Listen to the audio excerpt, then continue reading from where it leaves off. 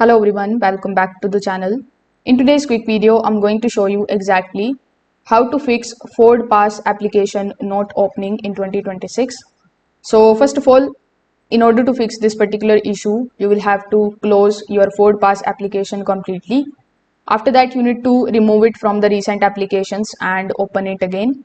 This particular step is going to clear any kind of temporary glitches. After doing so, if the issue still persists, you can just simply restart your phone. This also refreshes the system processes and often fixes the app that won't open. Now, if you are on Android, you just have to go to your settings, then go to the apps. Afterwards, you just have to look for your FordPass application, then go to storage and look for the option of clear cache. Avoid clearing data unless it is necessary. Then you just have to also check for the updates in the App Store. If it's already updated, you can uninstall and then reinstall the application. This particular step also helps fixes the corrupted files. Now make sure that the application has internet and the location permissions enabled, and make sure that the network connection is also stable.